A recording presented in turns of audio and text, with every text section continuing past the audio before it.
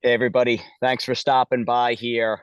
This is a July 2024 getaway edition of WPT in 20. Jason, Joe, and Tommy. And we wish everybody out there a very happy Whitney week. It's going to be a lot of fun. Quick thought from both of you guys. Joe, what's going on down in Brooklyn, my friend? No, not too much. Meg just had her bachelorette weekend, so we're right around the corner from the wedding day. So getting excited, getting warmed up for that. And then, of course, getting warmed up for the sale next week. It's going to be super exciting to get who knows how many new exciting yearlings this August and September, but it's always a great time of the year. The racing is top notch, and we got the new crop coming in and joining the stable. And Tommy, have you been making the rounds between Ellis and Churchill? I mean, there are, I know it's summertime, but it seems like there are plenty of West Point horses to keep you occupied there in the Oh, Bluegrass State. of course. Obviously, a little bit of FOMO with everything that's going on up in New York and out west, but I've had it on my calendar, the sale. I'm excited to come up. Been counting down the days, so makes it a little bit easier. So I can't wait to get up there, and I'm gonna stop by Friday morning, check on our horses out of Churchill, see how they're doing, especially one of those barn favorites, Runaway Rojo, who I know we're gonna talk about. Yeah, no, that was amazing yesterday. Christina and I took ZZ. We went close to the house. Beautiful. It's a pretty moderate hike because it's not long, but it's a like a 1,200 foot and very steady incline. So it's a pretty good workout. But we were hiking up to the Spruce Mountain Fire Tower, and you get some insane views from up in the fire tower. So it was neat watching and shouting in the middle of the woods, out in the middle of nowhere, rooting for Runaway Rojo for sure. Love the Battle of Normandy hat. He should be getting back on the work tab anytime soon. Shug, very happy with him. Not really sure. I spoke with Shug yesterday at the barn. Not really sure where we're going with him next, and thought I'd rock the Jace's Road Derby hat today with him rejoining Brad Cox's barn. Great news there, for sure. So let me share my screen, guys, and let's once I optimize this bad boy for video, let's bounce over to, I mean, how sweet does this look, by the way, on the homepage? I love that we're always, and thankfully we've been winning a lot of stakes races, but I love that, like, we're constantly changing the homepage to celebrate whatever recent West Point Stakes winner has just won. And of course, Joe, last Thursday it was everyone's favorite Pennsylvania bred Don't Look Back at All. Man, that was the one day so far at West Point that I really, really, really, really, really wish I was there for, that I haven't been there for. And, she was just, I didn't know. Like, I love her and she shows up every single time, but this was a tough field. This was a big step up in class, even without Roses for Deborah in the race. And she just showed why she's so good, why she's so consistent. She just falls into a perfect trip no matter where she is, whether it's on the lead, just off the pace, got a good setup here with the three-way duel in front of her, very patient ride by Irad. And she's just, I always say, I wish we had 100 horses like her. She just shows up, tries hard every single time, has developed steadily. And man, what else can you say other than what a special filly? When she altered and that horse in the Barber Silks kind of shifted over and began backing up, oh man, my heart like sank because I thought, all right, we're toast. But Irad hadn't even really asked her, and then pushed the button at the right time. And I mean, the ride was great. The effort out of Don't Look Back at All was great. The Clements, the way they brought her along from her 2-year-old win up here a couple of summers back. I mean, it just flawless across the board. And I mean these are the kinds of horses, Tommy, that make life worth living. Yeah. I love Don't Look Back at All so much, and I know you guys definitely agree. Everybody agrees. Yeah, easily. She's just so easy to love. I mean, every time she's gonna run, and before we jumped on here, Joe and I were talking. I mean, she just all hard. I mean, every time she gets in the starting gate, she's gonna give you 110%. And that day on Thursday, I think she probably gave us 120. I mean, what she did was just unbelievable. Like you said, when she kind of had to check up there, I was like, oh man, I thought we had some horse, thought we had some run, and it all just kind of stifled there. And I was just hoping to get home safe. And then, of course, then I read really asked her, and then we all know what she did. It was just fantastic, and it was a culmination of her career up to this point. I'm sure there's going to be bigger and better days ahead for her. It's hard to think that after what she did, and I'm sure what the party was like up at Saratoga, but just wow. No, it was great. We had a big group of partners out. Everybody celebrated. Even Christoph was like, that was pretty much the loudest I've ever heard the big screen, first floor clubhouse. And look, that's what the game does to you. I mean, that's what this thing is all about. So she embodies everything great about racing, and congrats to Don't Look Back at All. We fast forward, gang. Let's jump over to Saturday's card. This is, for the most part, a West Point centric podcast and conversation, but we did have a horse in the Jim Dandy, and of course we've got to, at least cover the Jim Dandy, given its stature and the kind of field that it drew, having a 2-year-old champion and a horse in Sierra Leone who lost the Derby by a whisker and was the beaten favorite in the Belmont Stakes. We've got Pony Express on the lead. A lot was thrown at Pony Express. For me, I'd love to see us take a step back and maybe try a non-winners one allowance at Del Mar. But, Joe, I'll send it to you into the far turn. We're on the lead. Fierceness is outside. And, we haven't talked about it, this race, any of us together. So hit me and all of us with your Jim Dandy thoughts. Yeah, I mean, for Pony Express, like I think he did all he could. It's a huge step up in class, not to mention the ship across country. So it wasn't all that surprising to see him backing up. And I agree. Hope give him a little class relief next time out, because he's definitely got a lot of talent. It was great to see Fierceness show up again. And this was just a phenomenal race. I hear every year everyone complains about the 3-year-old crop being subpar. I don't want to hear those complaints this year. This is a really, really nice group of 3-year-olds. A lot of horses that show up all the time, like Sierra Leone and Dornoch. And then horses like Fierceness, who obviously don't show up every time, but have that ceiling, a 2-year-old champion ceiling. And this was a great stretch battle. The Travers is shaping up like a phenomenal race, not to mention with Torpedo Anna in there going against the boys. I think we should appreciate a really, really good crop of 3-year-olds, and it was on full display in the stretch of the Jim Dandy. And Fierceness got the mile and a furlong. His talent, I didn't even really care about his inconsistency so much.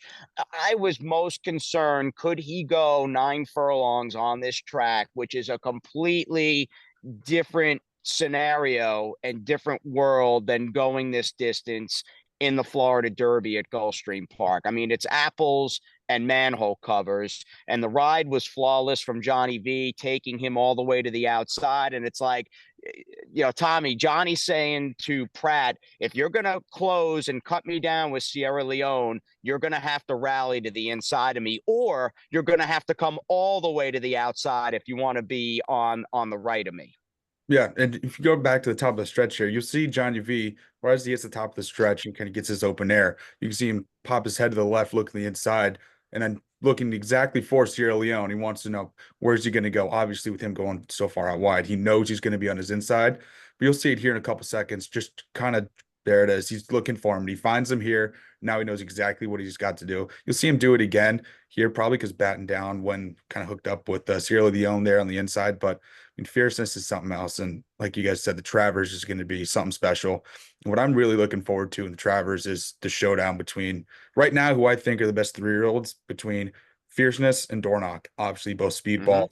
We know Dornoch, he's a get the lead or bust kind of horse. And when he gets that lead, he is unbelievably stubborn and he does not want to give it up. And we see it too with Dornoch when he gets to the top of the stretch in these races. He kind of lets horses come after him. Then he just digs down, puts them away, and really just buries them. And then with Fierceness, he's just so flashy fast. I mean, and he's won on the lead. And then I look back to his Breeders' Cup Juvenile win where he was kind of just off it. I would expect him to do kind of the same, the Travers off of Dornoch, if everything plays out perfectly for those two. But if those two were to be, nose and nose heading for the top of the stretch, I think that would be probably the best stretch duel that we might see this year. So, Joe, you get one 3-year-old from this point on. You can have any 3-year-old, Colt, filly. Who you taking?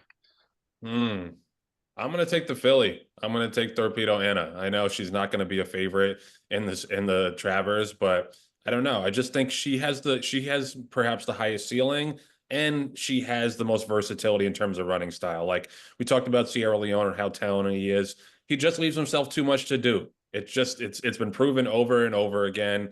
Fierceness obviously is a little bit up and down. Dornock's up there because of his consistency, but I just like the way Torpedo Anna can run any kind of race. It's obviously going to be a big step up in class, but I'll take her the rest of the way. All right, Tommy, who do you like? Are you a Dornock guy, Fierceness, Torpedo Anna? Who you taking? Problem is, I love Fierceness and Dornock a lot. I'm a huge fan of flashy horses with a lot of speed. Um, Mm-hmm. but at this point, I think I'm just going with Fierceness. You know, I was on him as a 2-year-old, and we know he's a hit or miss kind of horse. So again, based on his past performances, you know, we expect him throwing a clunker next out, which probably is going to be the Travers. And then you expect a big one, which I would imagine is going to be the Classic. So for me, I'll probably stick with Fierceness, but Dornock's a very close second. And then Dornock turns the tables on him. I think he's going to be the leader in the clubhouse and to the Classic. Okay. All right. Yeah, no, it's been a very entertaining 3-year-old season. I mean, the Triple Crown, we talked about it heading into the Jim Dandy last week on the pod. The Triple Crown was great. You had phenomenal storylines with each of the 3 legs, and the Haskell, the Belmont rematch with Dornock and Mindframe, and of course the Jim Dandy was another phenomenal race. So no, very entertaining group. Joe, how about this? You can pick any Indiana bred on the planet. Who are you taking if I gave you a choice of having an Indiana bred? I mean, I gotta say King Ed. No, I'm just kidding. I'll take Rojo, man. Like he's got the heart of a champion. He may not be as fast as a champion, but anytime he gets in a dogfight, he doesn't back down. And he's a similar one to Don't Look Back at All. You know, Tommy and I were talking, like, how about the 2 state breds, the PA bred and the Indiana bred, who have been the stars of the show the last week or so for West Point? Like Rojo is the man, and it's just he never surprises me when he wins a race. Like he found his niche. Dallas Stewart's done a great job managing him, and he's got it where it counts. He's got it inside, got it in his heart, just like Don't Look Back at All. Yeah, you can never measure that heart, pedigree, purchase price, all of that stuff. And it matters and it's important to a certain extent. But I've often said, and even in my old job of being a racing analyst on TV, it's like once they get to the racetrack, it really comes down to who wants to do it. And this guy, this Runaway Rojo, he wants to do it. Phenomenal, gritty effort yesterday at Indiana Grand or Horseshoe Indianapolis, and he beat a legit allowance horse. That was a good field of open allowance rivals. So congrats to him and his partners. A fun end to July, and I do hope as July comes to a close, believe it or not, we get right back on the horse and start August 1st, 2024 in a big way, because we are throwing a serious 1-2 punch, 2 stakes winners in a very deep renewal of the Grade 2 Glens Falls. I mean, Tommy, working through, we of course have last year's Flower Bowl winner in Parnac, who's going to hopefully improve in her second start back this season, and the gray mare Atomic Blonde, who won the Kirtana Stakes at Churchill right around Memorial Day weekend. They both are very talented, but both, of course, have their work cut out for them in a very deep race tomorrow afternoon at the Spa.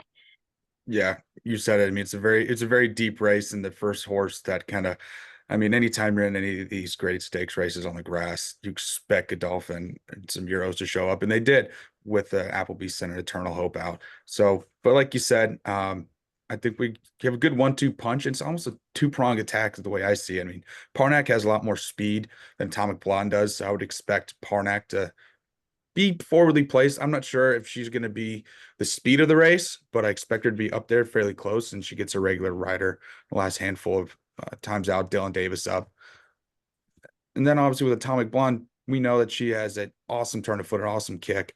And it's funny, her last race, I thought she was pretty far back. And I looked at the running lines of her winning the Kirtana, and she had second call, she was 26 lengths back. So for a horse like her, we know what she's going to do. And we know that, you know, the rest of the field and even the European horses are going to try to do the same thing as her. So I think the most important thing for her and is to get the jump on some of those horses and try to make her run before they can and just outlast them to the wire. All right, McCulloch is in there. Very salty field. Good luck to both our horses. And then Joe, a little class relief is in order for Pamplona Red. Wow, she's 8-1 in the program. Right. Okay, I might be betting tomorrow. Yeah. Actually, all right. Yep. I doubt it. It's even forgetting the West Point money. Like, she does not look like an 8-1 shot on paper. I think this is a great spot for her. I like that she drew a little bit outside, and this is where she fits. The other thing too is, like, if she does go on, I wouldn't mind seeing her back on the dirt at some point. Being by Accelerate out of a Sky Mesa mare, I think that she's got some dirt pedigree. So we'll see what happens on Thursday. But at the end of the day, I think she might end up being a main track horse. But this is a great spot for her. All right, Hall of Fame stakes. I mean, we're throwing out some heavy hitters. We've got the Hall of Fame, and congrats to the Hall of Fame inductees on Friday. We, of course, have Zverev. A tough field. I mean, this is a good field of horses. We're certainly, I mean, as far as the West Point ranks go, we're familiar with Neat, who we had that tough battle with and should have beaten the Transylvania, the crazy trip Cugino had. Laginos was in that race. So we faced a few of these in the past, but we've got a rapidly improving Zverev, who, it just strikes me, Tommy, he's just putting it together for Cherie. We saw it last time. He got the big number at Churchill. The best is yet to come with this Colt by Oscar performance. Yeah, I agree. I think a light bulb went on at Churchill in that win. Being there, watching him win that race, it was kind of like a big aha moment. It just looked like he's really, really coming together. He's doing his best running when you need him to do his best running, and this is a great spot to really give him a good litmus test against these other really nice stakes horses in his class. So for him, I think this is going to be a great test to see what he can do. If he can just keep improving upon that Churchill race, I think he'll be in a great spot and we'll have a great shot. Second 2-year-old of ours, and well said there, Mr. Tommy. In the meantime, second 2-year-old starter of the Delmar meet goes forth for us on Friday with Cajun Gold. Speaking of 2-year-olds out west, Brummel was a little one-paced, and although I wanted to see him finish a little bit better than he did, like I would imagine, Joe, looking at, we're not going to watch the replay, but I mean, I got to think between that first and second start with Brummel, we will see a far more seasoned and just overall maybe professional horse next time out. I think you're probably right, because he was a little bit of a punk down in Ocala when he was with Doc Iserman's. A little bit tough to handle. I think Mike McCarthy's done a good job of getting him to be much more manageable. So I think he might still be a little bit mentally immature. That he's got that experience under his belt. I think it makes sense that he'll have a pretty significant move forward second time out. And then Cajun Gold, fast. The vibe with him has very much been Slider-esque since he arrived. I mean, we wanted, and maybe tongue in cheek, and maybe being just eternal optimists, that was what we were saying when we purchased this horse back in March at the Ocala breeder sale. But the good news is, I mean, he's jumped right into the program since arriving out in Southern Cali. And in terms of just, you talk about the athleticism, the will, the drive, and the horse IQ. I don't know, Joe. I get the vibe that Cajun Gold is Slider-esque, and I can't wait to see this very fast Florida bred debut on Friday out there. Yeah, I think he's definitely got that sprinter build, so I like him going 5 furlongs. We'll see if he wants the turf. But I got to hand it over to Tommy. This was his horse at the March sale. This was the one he was most amped about. Tommy, what do you think? Yeah, I'm pumped. Obviously, state breds for us have been on fire as of late, and we get another one here with Cajun Gold, Florida bred. Just when we saw him at the sale, I wasn't around when we bought Slider, but just his physical at the sale was just intoxicating. I just wanted to spend more time with him. He just seemed to me like a horse that just wants to sprint, sprint, and sprint. Just looks like a violently fast horse. And in this race, none of the field has made a start before, so it's really going to be a crapshoot from the get-go. You don't know how any of these other horses are going to break. All you can really try to do is get your horse out of the gate and get him moving, and hopefully get some separation right from the get-go from these other horses that aren't really sure what they want to do at the start. But for him to get his first start, and I've been looking forward to it. So I'm excited to say the least. And it's been a good start to the meet there. Speaking of wanting to get out of the gate in good shape and smoothly, John Sadler having a very, very nice start to the Del Mar Summer there, which is great to see. So good luck to Cajun Gold. We'll be tuning in. Well, I guess in terms of the team, the three of us will be tuning in from a couple of different states and three different cities. So we'll have him locked down. Friday out at where the turf meets the surf, without a doubt. So Saturday, Cugino's feeling better. I stopped by the barn this morning. The horse walked the last couple of days, went back to the track this morning, which is great. The timing of that respiratory infection, though, couldn't have come at a worse time. And unfortunately, we are scratching out of the Saratoga Derby, which is a shame. So I even think, although he's 3-1 in the program, depending upon what they do with this Frankel colt coming in for Aiden O'Brien, I don't know. I thought there was a chance Cugino might even go favorite in this race, but we'll await whether it's the Saranac or the Dueling Grounds Derby at Kentucky Downs. Cugino will have his day in the sun, and he'll have more than one of those. So I'm glad he's feeling better.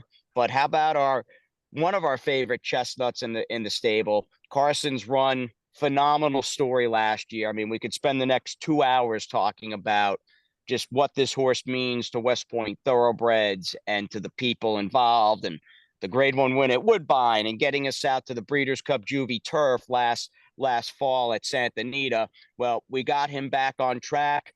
I am very anxious, and again, we have not talked about this. I'd love a thought, Joe, and from you and Tommy.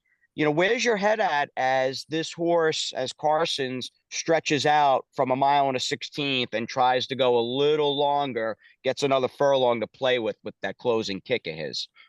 I mean, that's to me, that's the major question mark. We know he's talented enough to be right on the wire with these horses. I think the Aiden O'Brien horse is the one to beat Diego Velasquez. I think he was just so impressive last time beating older horses. So I think he's going to take some beating. But I do want to see whether he can stretch out. He's out of a Henny Hughes mare. Cupid did win a Grade 1 going a mile and a quarter. Henny Hughes is obviously more of a sprint influence. So I think it's a question mark whether or not he can go this far. But his running style suggests certainly that another furlong shouldn't be a problem. I'm hoping he gets enough pace to run at. I don't know, Jason, it stopped for a while, and I'm starting to see this epidemic of the snatching and grabbing in the turf races again at Saratoga. A lot of wire-to-wire winners, so I'm hoping that doesn't happen again. You got the speed on the rail with Isidoro and on the outside with White Palomino. Hoping he gets the right pace, and we'll see. We'll see if he wants to stretch out a little bit. Yeah, can he finish? And that really displayed its, for lack of a better term. And look, it's easy to, criticize or at least talk about how races are run. We're not the ones above the horses and in the saddle, but man, oh man, some races on the turf this past weekend, 51 to the half, 50 to the half. It does get maddening after a while, but I don't know, Tommy. I watched Carson's Run, the way he shut off and finished and sustained that run last time out in the Tail of the Cat. I'm confident this horse can go a mile and 3/16. For me, I really think he's going to relish getting a little more real estate to play with. Yeah, I agree with you. And I think kind of to his running style, I think it's to his advantage. If, he was a speedball, I would have a few more question marks. But just the way that he's able to finish these races with a violent turn of foot that he has, that I don't really see very often. A lot of other horses, it's something else to see. Hopefully with him, we can just get Dylan, get him in a good spot, keep him quiet, keep him happy, and then when it's time to go, press the button and just unleash that just violent turn of foot. And Dylan Davis has had a fantastic Saratoga meet, so I have complete faith in him to put us in the right spot and ask Carson at the right time. Obviously, we're gonna have to run down some nice horses, one on to the outside, and then the European horses, I'm sure are going to be back with us trying to make that late run. So again, it's going to be a game of timing. Hopefully, again, similar to Atomic Blondes, get a jump on these European horses, or just maybe we get lucky they don't fire and we can just take our run, take our aim at the leaders, and get after them. well, stakes galore, and happy to be and proud to be a part of it on Saturday. I mean, the Whitney card and Whitney weekend has really over the years evolved and grown. And with the yearling sales starting Monday and Tuesday across the street at Fasig-Tipton, I mean, this is a weekend and certainly a day of racing that rivals the Travers at this point. A big field for the Whitney guys. I don't want to spend too much time on it. I have been wrong with National Treasure. I did not like him in the Pegasus Dirt, and he was up close to a pretty honest pace, and of course beat Senor Buscador. He didn't beat much in the Metropolitan when White Barrio just did not run last time. I don't know if I'm betting the Whitney, but if I do, I will go down and fall on my sword, taking another shot against National Treasure. Joe, I mean, hit us with it. Come on, Z, stop it. Hit us with it. As far as what you're thinking with the Whitney. I mean, it's a fascinating race, and I love that 12 horses showed up. Like, this is how it should be when there's not a clear leader in the older male division. Everybody should take their shot. I think there's a lot of speed in the race. Otherwise, I'd be interested in Arthur's Ride. I think he might have the highest ceiling of any of these horses, except for maybe National Treasure. He drew outside, but there's a bunch of speed to his inside. The horse that I'm a little bit interested in at a price is Warrior Johnny. That was an unbelievable effort. That was the race that Signator was in on opening day. He made multiple moves, came up the inside, got checked, came up the inside again, and ran away from those horses in the stretch. Obviously, a class hike here, but he's proven that he likes Saratoga. He had another blowout win here a couple of years ago. So I'm interested in him at a little bit of a price. National Treasure, I respect, but it's just not the kind of field where I want to take a horse at 6-5 or 7-5. There's too many variables. Tommy, what about you, man? What are we doing? Bright Future's fairly intriguing to me. The horse feels like it's due for a good one after a nice effort last out. But the horse that I'm really focused on here, and I've been watching for quite a while, and should be of no one's surprise, it's Tumbarumba, this Louisiana bred. I feel like I have to continue on with the theme of the state breds we're talking about. This horse is another one just fires every single time. You can see it with his speed figures. I mean, he's throwing mid upper 90s every time. It just feels like he's just due for one. The distance may be a question for him, but with this race, I think he's going to be about mid pack. So for whatever reason, the pace breaks down. He should have first run at the leaders there. And just again, to me, this horse is just so beyond overdue for a win that at 20-1, or if he's anywhere near that, I think I'm willing to take a chance, take a stab at him. He's a real fighter. I mean, he had some good battles over the winter. I think it was Steel Sunshine and Il Miracolo, who's a pretty hard knocking throwback type horse for Antonio Sano. It's a fascinating Whitney. No superstars. This is not a case where you have a life is good in the race or a horse that just lays over the field. So will be interesting, and we'll see what shakes out there in an older horse division that, I mean, minus National Treasure, there's room at the top as we head into the second half of the year. This is, as we wrap up Whitney Day, what time? We've got 6:17 Eastern in the program. Six-figure non-winners of one allowance. This is, guys, the kind of, when I think of like a Saratoga non-winners of one, regardless of whether you're talking about Colts or Fillies, this is the kind of race I have in my mind.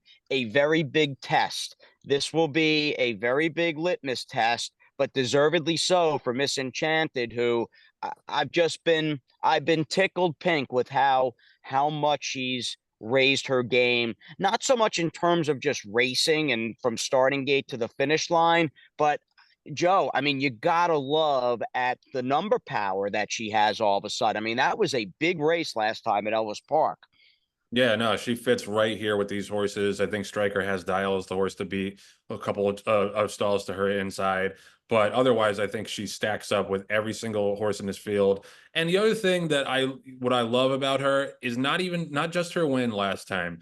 The race two back, to me, suggested a turning point for her because she didn't make the lead, because she wasn't up near the pace. She had to sit back. She had to go wide. She had to fight down the stretch. And she honestly should have won that race. She was best. was back to being a little closer to the lead last time out. But I think the race 2 back shows you that, there's a bunch of speed in here. She doesn't need to have one trip. She can now sit back. She's developed nicely mentally, and she can maybe just sit off the speed and make one run, because I think that's probably what it's going to take to win this race going 7 furlongs. She trained awesome here on Saturday. Tammy Tuback, that July 20th breeze, had mentioned after the work, Miss Enchanted was kind of unfocused, looking around, and I was hoping we could attribute that to her first spin, her first time workout over the Saratoga main track. But she was way more professional and like herself in that work on Saturday. Good luck to her. For Dale Romans, who we were joking around this morning on the backside, won a couple of races at Ellis, couple of good priced horses, I think, on Monday. But Dale is back in Saratoga. Maui Strong is going to work for him on Friday, which I will head over to the turf course to watch. And Keep It Easy, guys, could not look any better. Tommy, you had him second out, a $50 winner at Churchill. We are speeding towards the Saratoga Special with a very impressive looking Keep It Easy. Very excited. That effort he put in at Churchill was, watching in person, I was mind blown. It was the stark difference between his first start and then his win was just fantastic to see. I don't think he'll take that another huge jump like that up into the Saratoga Special, but I expect him fully to take a big step forward. And like you said, I haven't seen him in a little bit since he's left the friendly confines of Churchill Downs, but everything I've heard from how he's doing up in New York is just fantastic. And I've been really excited to get this horse going for a long time. I've heard a lot about him from Dale and some other folks. So this horse is just very exciting, and to have a 2-year-old in the Saratoga Special this year is obviously reason to celebrate.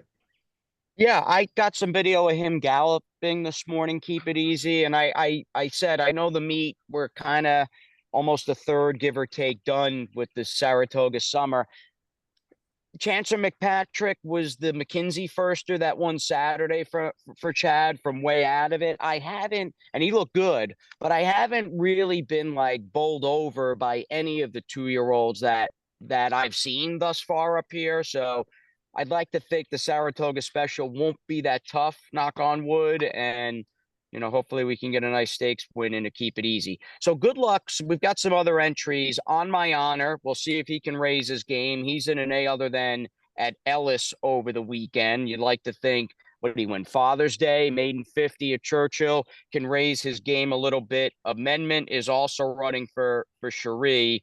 And yeah, we've got I just keep scrolling and scrolling and scrolling. But good times. We've got a lot of firepower on deck, and we'll be looking to add some stars of tomorrow to the barn. Just like that, guys. Yearling sale season begins this coming Monday and Tuesday at Fasig-Tipton. We'll be on the prowl, and for partners tuning into our little shindig here, which we appreciate, don't forget to check out, whether it's live or on the replay, Joe, we've got the partner webinar with the yearling sales.